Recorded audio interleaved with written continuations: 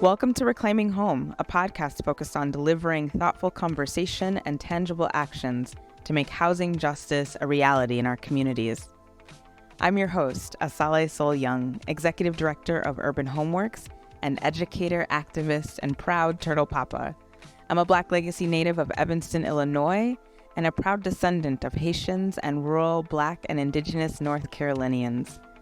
Join me as we take time each month to dive into all things housing, including potential policies, community dreams, persistent systemic barriers. We'll also celebrate success and everything in between. We are so glad you're here.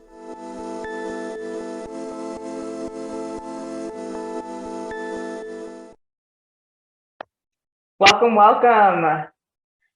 Before we get started, I'd like to do Urban Homeworks Stolen Land and Stolen Labor acknowledgement. Here at Urban Homeworks, we acknowledge that we live our lives and do our work on land that European colonizers stole from the Dakota peoples, indigenous to Minnesota. In order for this theft to occur, sadistic acts of genocide, rape, and forced assimilation were employed.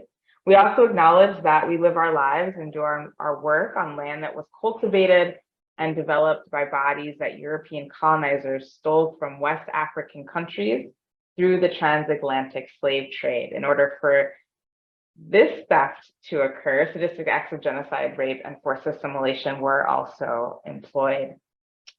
We do this in acknowledgement of what was taken from our collective human ancestors, and as we do so, we commit to work and fight for the liberation of the descendants of those enslaved through American chattel slavery and the sovereignty of all Native American peoples.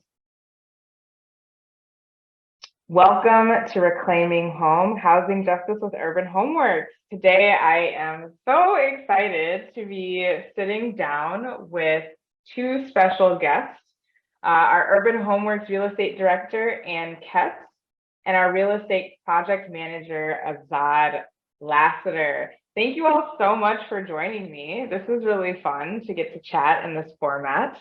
I'd love for you guys to just help the audience get to know you a little bit before we dive into the topic. So, Anne, I'm going to kick it to you to start off introductions. Sure, yeah, thank you. I'm super excited to have this conversation. So my name is Ann Ketz. I am the Real Estate Director at Urban Homeworks. My pronouns are she, her.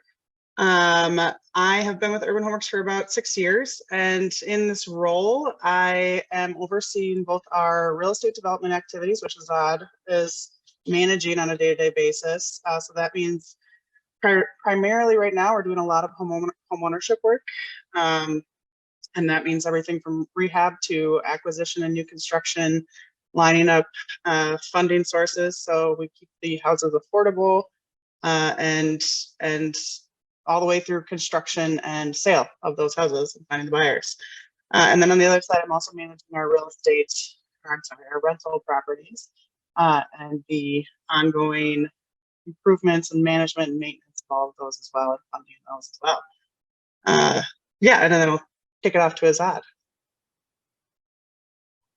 Thanks. Yeah, my name is Azad Lassiter with Urban Homeworks. I've been with Urban Homeworks for 3 years. I use he, him pronouns, and as a real estate development project manager, I mainly focus on development or redevelopment of single family homes using and in that, I work primarily with general contractors that we hire, architects, city funders, planning review, to essentially build houses.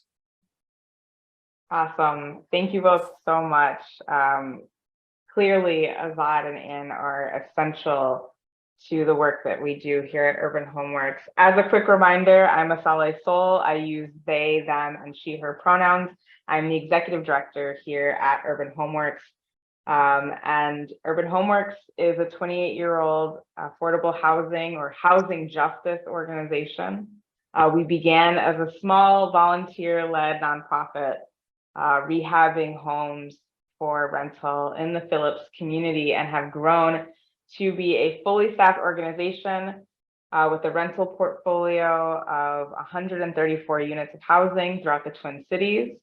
And as Anne and Azad have alluded to, we've also developed over 100 homes for affordable sale in our time, in our 28-year history. So that is a little bit about us for those of you joining us for the first time. So today, our conversation is focused on passive housing. And this is something that's really exciting for us as an affordable housing developer that thinks about equity and really how to maximize opportunity for families that are typically very low income, for families that have historically been left out of the housing market and leveraging housing as a wealth building tool.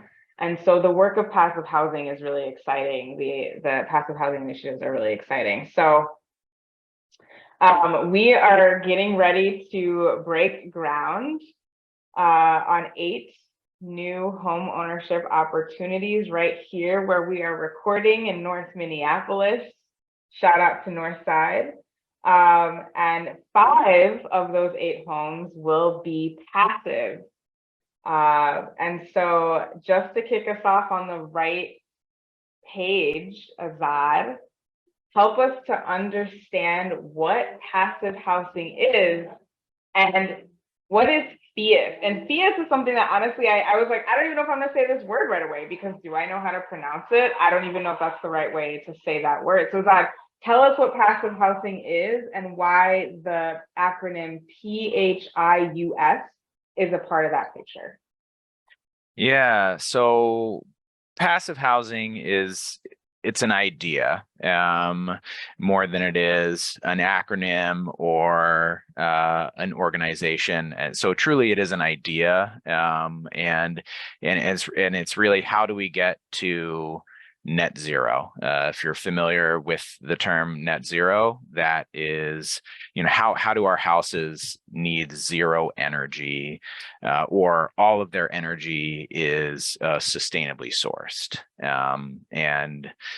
so passive buildings use significantly less energy, 60 to 70% less energy than a new code built home.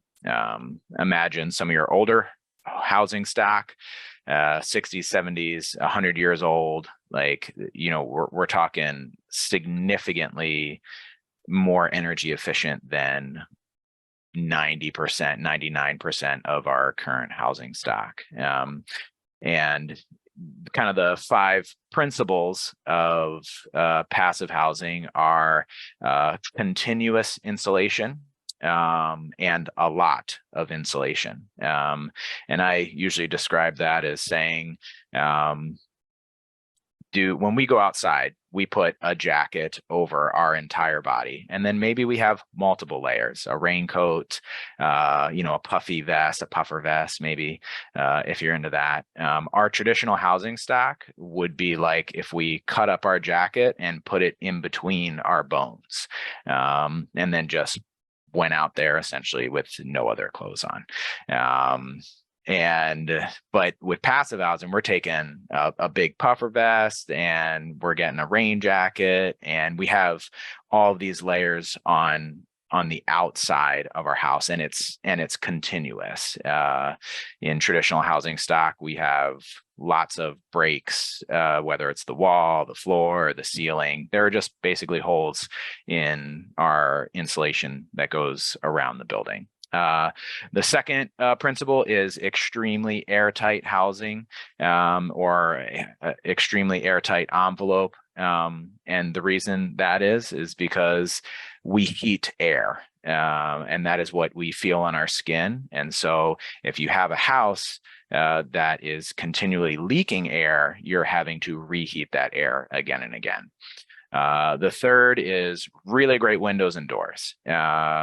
You can build a great house and insulate it really well, and it can be really airtight. But then what we go and do is we punch holes in our building. And although that is primary and very important for maybe more of like a social well-being, to see the outside, to connect with the outside, it is an energy penalty. And so placing those windows strategically, as well as employing really, really high efficient windows, is one of the principles of passive housing. And then the last two are balanced heat and moisture recovery ventilation. That's pretty complicated, but essentially, once you have a really airtight house, it becomes so airtight that you need to bring in fresh air. In our traditional housing stock, we are bringing fresh air through the walls and the ceiling and the foundation. And as you can imagine, what is in old walls, what is in old foundations, it's mildew, mouse poop. Essentially, our air is being filtered through our walls, and it's not the cleanest air. Passive houses require mechanical ventilation, which is filtered and controlled and tempered. And so they're bringing in air that is already warm. They're bringing air that is filtered in, and you really just get a much safer, healthier environment in the actual house. And then finally, it kind of culminates in the need for significantly reduced heating and cooling equipment. So the equipment that is provided in these houses is much smaller, and because of that, it's a lot more efficient. That's awesome, Azad. Thanks for breaking that down and for doing it in a way that I think, regardless of what people do in their day-to-day, they can start to understand that difference. I love that image of our body installation as like the metaphor. And so when I think about passive housing, it's kind of like we're going outside with everything we need for any kind of weather to keep us healthy and warm and safe. And we've got little ventilation, like a built-in ventilation machine in our clothing that keeps the air fresh. That's kind of what I was picturing as you were talking. So I really love that. And so, Anne, I'd love to turn it to you to kind of talk about why this kind of construction matters. So if you can just speak to some of the long-term as well as the short-term benefits of this style of housing. And also, I would love to help folks understand the cost of this because it sounds amazing. And I'm like, well, why don't we do this for every home? And I imagine that cost is somewhat prohibitive. Yeah, definitely it is. Also, I'll start with the first questions about why we do this work and what the benefits of it are.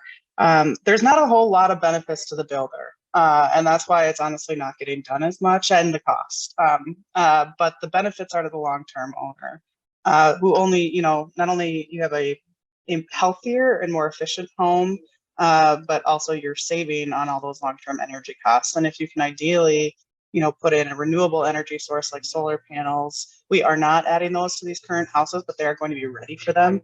And then you've got, almost no energy costs at the end. And that's what Azad was talking about net zero energy consumption. And maybe eventually you're producing energy. That would be the ideal, right? And actually making money back on that. So it's really all about the long-term owner benefits. And as far as our mission goes, I mean, not only are we, we're trying to provide healthy, stable, affordable housing, and that isn't just when we sell the house. It is about the long term, and not just walking away and saying like, all right, I'll go, figure it out. So I mean, that's the really important piece. And as far as the funding goes, it is more expensive right now. So I'll say we're still kind of figuring out how much more expensive it actually is. The city of Minneapolis, to their credit, did a lot of studies. They've really been trying to prioritize this. And so I definitely have to shout them out. They're the ones that are making this happen. We would not be doing these houses right now without the funding that they provided. And so they provided an extra sustainability incentive funding that was for an extra $90,000 on top of our existing construction and development costs to build a single family house. And that is supposed to cover design extras, which there's a lot of extra work needed in not only the architectural work, as Azad was talking about, the extra insulation and the windows and these other things that are going in that aren't in traditional code built houses, but it's also energy modeling. So making sure that we're actually meeting the goals, and that's done with all sorts of different tests, and Zach can actually talk about the specifics of those blower door tests and other things. That's all pretty expensive. And then the construction costs when we're talking about needing to do triple pane windows and 3 times as much insulation as you would put in a normal house, the costs really go up really quickly. And so I think, like anything, the cost will start to reduce the more that these are done, and the more that contractors are familiar with it, and the more that suppliers are producing more. But we're sort of still on the front end where even that 90,000, it's questionable whether that's actually enough. We've gotten a lot of extra other sources in to help us make these projects happen on top of that. But that is a limiting factor. And yeah, so is that answer the question? Yeah, so I appreciate that. And what I'm hearing from you, Anne, is that, like, in addition to us being an affordable housing developer, so we're already selling homes typically at 80% of the area median income. That's kind of our average. We're adding additional cost savings. We're passing forward additional cost savings to families by ensuring that they have super low utilities. And not only is that good for the family and helpful for a low income buyer, obviously we know additionally it has benefits to the environment. So we're really sort of respecting this legacy that was even spoken to at the start of the podcast around stolen labor and stolen land. Like, we're really kind of saying, here's how we can better take care of the land by also supporting individual families and being able to retain as much of their income as possible, because most of our housing goes to Black and brown families, to BIPOC families. So I really appreciate that breakdown. I'd love, if I can, and just have you kind of speak a little bit more deeply to the cost piece, because I think as folks listen to this podcast and they're like, well, this sounds like equity in housing, like deep, true equity in housing, they're going to start to ask, well, how do I bring this to my city, or how can I do more of this? What does that look like? And you touched on there not being much benefit to the developer. Can you just speak a little bit, like, the transparency around that's really helpful. So can you just speak to that a little bit more?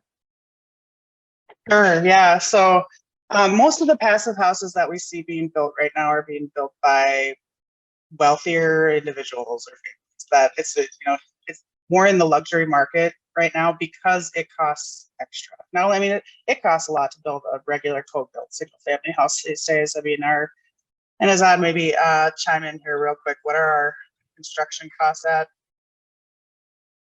For this house, we are anticipating $500,000 as compared to other houses that are non-passive houses that are being built in the city are probably coming in around $425,000 or more, $450,000.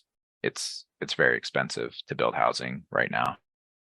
Yeah, and as we know, that number has been changing every year too, the way that it costs.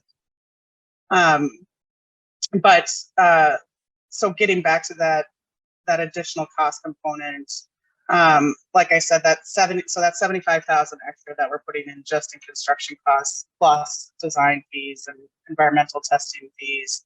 So yeah, so getting back to that affordability piece, that it really is a lot up to the municipalities right now, especially when we're talking about affordable housing, to put forward this additional funding. And this came for the projects we're working on. The city of Minneapolis did a whole study with a bunch of players in the field, essentially, to figure out how much extra they were going to give. That's how they came to this $90,000.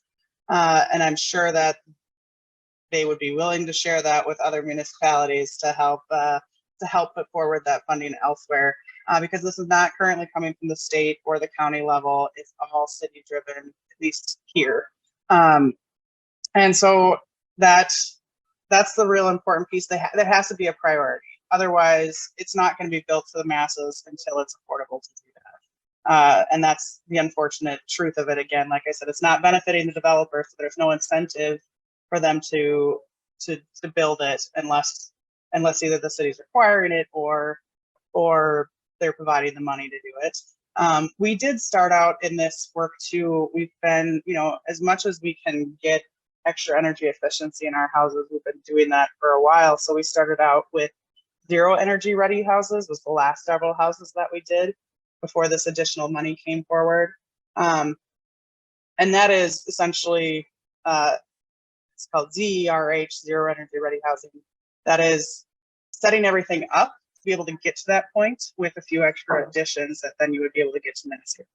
And so it's sort of that first step, I guess, towards getting towards passive. And so I would encourage other municipalities to start providing incentives for that at a minimum. That's all. Yeah, that is clarifying. And so essentially, particularly if you do this kind of construction for a lower income family, that it's impossible to do it without some sort of subsidy, some sort of support, because that gap is so large. So Azad, can you help us understand for these 5 homes, like what the turnaround looks like? How many bedrooms, how many bathrooms, and what kind of buyer is Urban Homeworks looking for to put into these homes? Yeah, so these homes are 4-bathroom. My apology.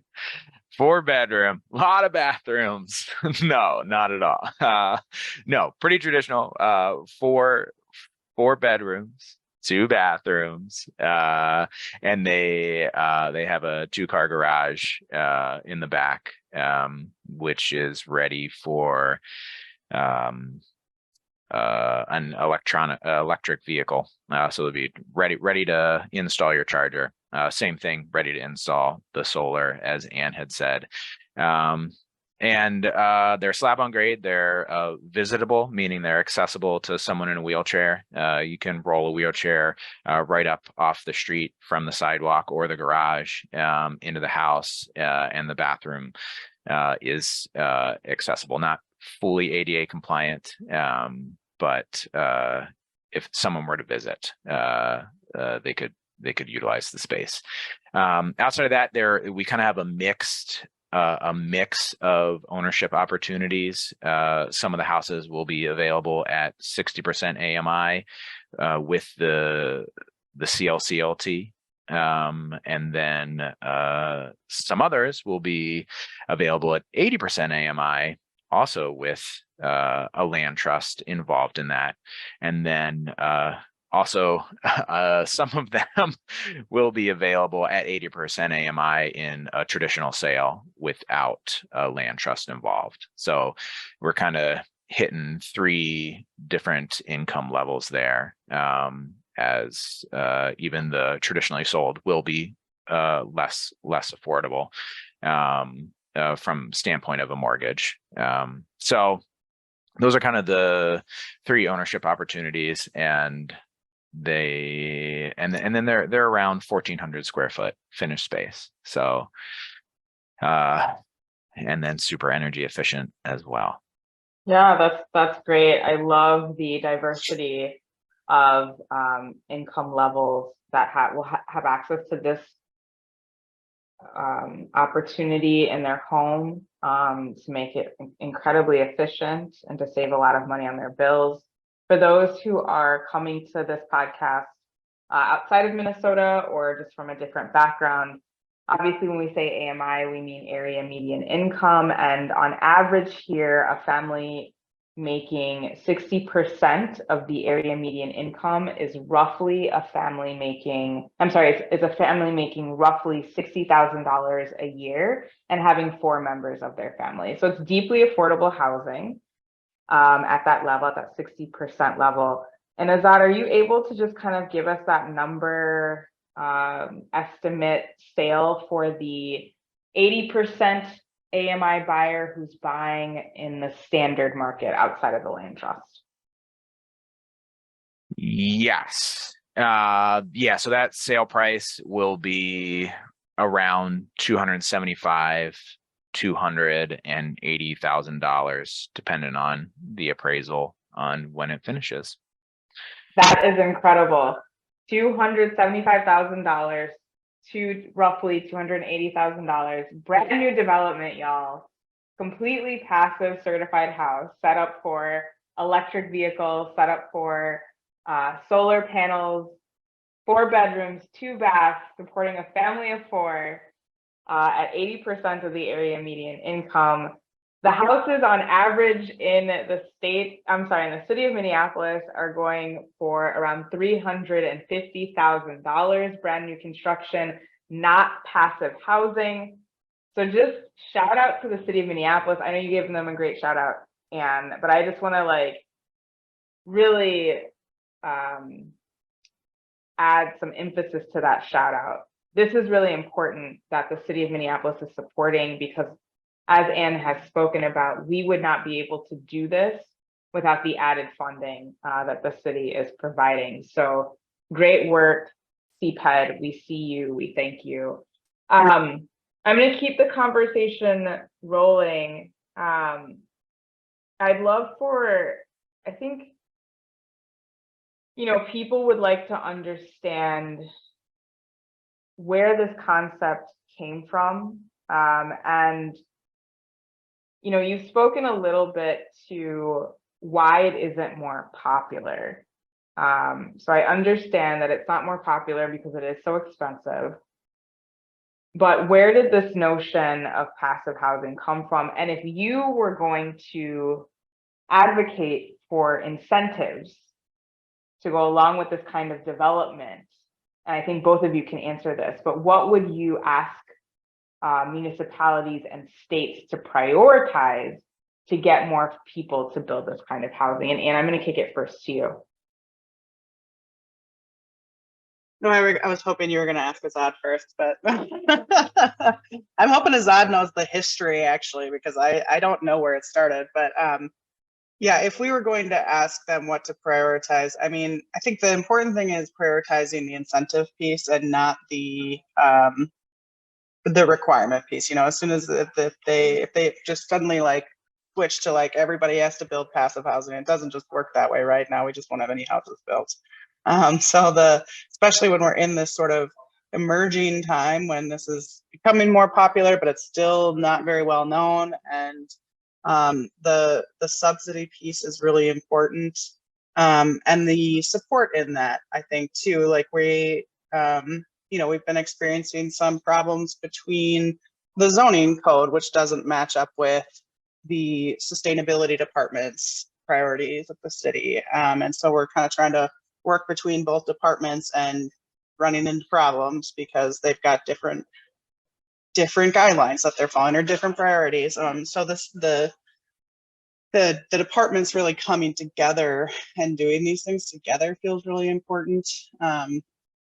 And really figuring out how to take away those barriers that we're seeing that were implemented, years ago, and are not helpful to moving ahead in a more sustainable future. I think that's my quick answer, but so I'll let Azad answer and or anything else. Yeah, Azad, before you get into the history, if you could just add on to incentives that would make sense for this kind of development to get more folks to do it, that'd be great. I think,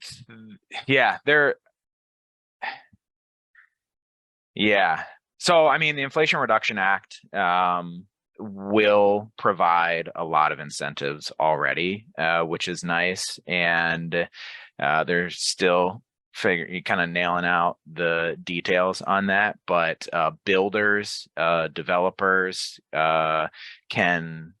can receive incentives for building passive houses as well as net zero energy ready homes. So that's a great step. It also provides the incentives directly to the nonprofit instead of having to sell your tax credits, which is just a nightmare. So that's a huge step forward. And then typically with tax credits, they've been incentivizing like products, which have typically, that's just a flaw in the program, is because it's typically catering to middle to higher income folks, where we already know the need is not that great for energy equity. They have access to everything they could want. And so, yeah. Otherwise, and really the incentives there are because, this is a developing process. It's a developing economy on its own. It's like the changes in building over the last 10 years have been so dramatic and really needed in the United States, because we have commodified housing and we've been building it to a really, really low standard for years and years. And we've just been building energy hogs. The housing that we create takes so much energy to heat and to cool, that, part of the environmental issues that we have are based on our housing stock, new and old, and the changes that are being made in energy codes and in the state of Minnesota and in other states are really what is going to be pushing passive and more energy efficient housing in the future. California in 20 years will require all new construction to be net zero construction. And, this is something that we probably need 10 years earlier. So really the industry in construction and real estate needs to jump on this really fast. And the incentives are for those first people who want to get in on the ground level and say, I'm really interested in this because it's going to be a requirement, or it's going to be an imperative of that the entire world needs to jump on building houses more efficiently so we can reduce the impact we have to the climate.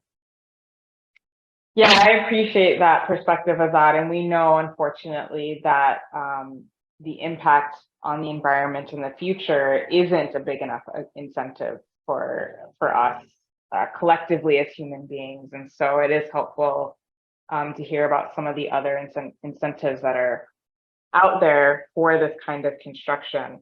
Both of you have spoken to moving from net zero to passive. And so before I circle back to you, Azad, to talk about the history, I'd love to hear for folks out there that have developed homes that are net zero and are wondering how they can take their footprint, they can lessen it even more. What are the things that people can do to go from net zero to completely passive in their housing? So net zero is really the goal of housing, energy efficiency housing, is to say, can we not continue to pour more and more energy into our houses, and can we reduce that? The ultimate goal would be net positive housing, to say we're producing sustainable energy from our housing instead of having a power plant somewhere, burning tons and tons of coal to provide the power for my heating and my lighting. And so passive housing can be a component in getting to net zero. And in Minnesota, it's really hard to get to net zero without getting a passive house or similar design. And that's because it's so cold here and we don't have great sun. And so you can build, if you were to build a regular house, a code built house, for example, you couldn't slap enough solar panels on the roof of that house to get to net zero, where you're using, essentially netting out on your energy.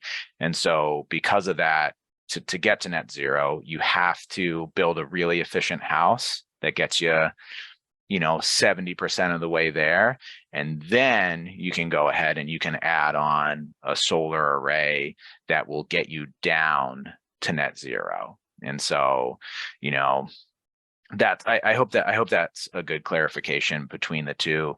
Net zero really just being a concept, passive house being one way and kind of a future way to get to net zero in the future.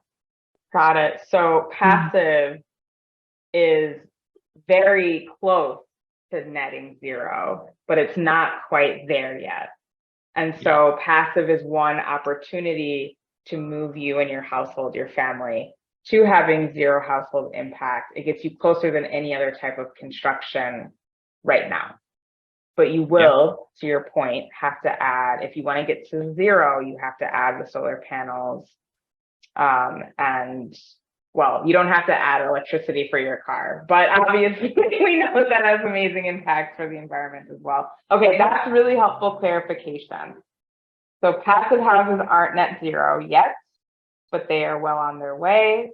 And you use the percentage, I think you said 70% of the way there. So hopefully that is a helpful thing for folks to visualize or think about in their head. Where did the concept of passive come from? Is this like a new development opportunity concept? Is it something that's been in the works for a long time? But to your point is that it's just taken us here in the United States, here in Minnesota, a long time to actually build to this standard. Yeah, so I think in different cultures you see passive housing, like the larger idea of just being smart about building and building to your specific climate. And that goes, I mean, that's a ton of different varieties that, you know, we've had, you know, our ancestors were very smart in how they built their houses years and years ago, because they didn't have electricity or they didn't have coal, and they still also desired comfort. But yeah, the traditional, what we would call the passive house movement, was started, you know, in Germany around the 1980s. And so, you know, over the years, I mean, that's 25 years, 45 years, I apologize. Yes, I mean the concept has changed a lot since then. And it originated out of Germany, and that organization is called the Passive House Institute. And from there was born FIAS, which no longer is an acronym, but FIAS used to stand for Passive House Institute US. And then there was a split there based on the different climate zones that the United States has. We have got 7 or 8 climate zones. Germany does not. So, you know, we're building in really hot areas, and we're also building in super cold areas. So they wanted something that fit the North America climate zones a little bit better. And so they dropped out of that organization. And then, if, you know, because of that, they are now no longer Passive House Institute US. It's just FIAS, capital P. Yep, not an acronym anymore. But that's so fascinating. That politics, they moved, probably. Yeah, that they moved in that direction, and now they just call themselves FIAS. But that's pretty cool history. And for those that just enjoy that context, we wanted to give you that nugget of information. So hopefully that, you know, for our history buffs on the line, that was fun to learn about. And so kind of going back a little bit, you know, when I was asking about moving, when I did not understand, and I was asking about moving from passive to net zero, or net zero to passive, I had it kind of flipped around. Really, I want to get at, if you already have a home already built, you know, my house was built in like 1920, the first floor, the second floor was built in 2011. If I wanted to turn that house into a passive house, is that possible? And what would it take? It is possible. It's a little bit harder in remodels because you're trying to save the existing building.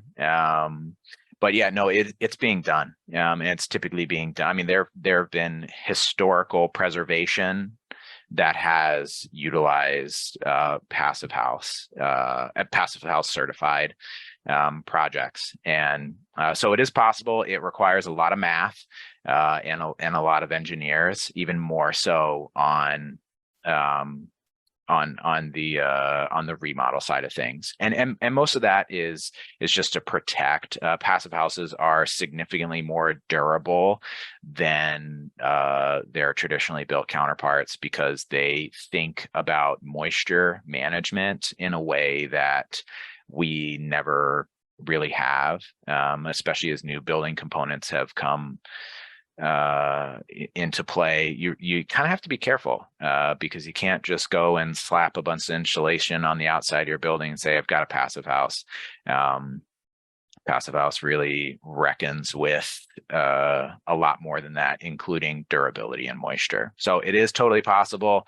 But then also, you know, adding solar panels would be a huge way to reduce, and is kind of seen as the low hanging fruit for energy, especially as there are incentives in the form of rebates or whatnot, because energy retrofits are really hard and expensive. And Urban Homeworks has done a lot of those in the past, not to the passive level, but we know they're expensive. But also putting your money into solar, it's never a bad idea in a remodel. Yeah, that's great. Tangible thing for folks, because what I'm hearing is that if you want to remodel to passive, it will be extremely expensive and laborious. And so for most of us, solar panels are probably more realistic. That's really that's the nugget that I took away from what you said of that. So just really helpful to get that understanding. Yeah, and did you want to add anything to that? I was just going to add, I love old houses. It's always still good to look at upgrading your insulation because so many of those, especially houses that were built around the turn of the century, have some poor insulation in them generally. So, and you can, especially here in Minneapolis, there is the CEE is the Center for Energy and Environment. They are helping homeowners do energy testing. We actually work with them on our projects as well, but they'll come in and do an analysis on your existing home and give you recommendations. So, and you can kind of pick and choose and say like, oh, I just want to upgrade my attic insulation right now, versus, you know, doing the whole project all at once. But that's definitely a good resource. And I know they've had funding in the past to do that at a low cost for, for certain income regions. So I definitely recommend that. Awesome, thank you. And then, Anne, are there any types of buildings that are off limits for either of these kinds of upgrades, like moving from kind of a general development to something that is more passive, or starting a build from scratch but wanting to do passive? Is there anything that wouldn't fit that model?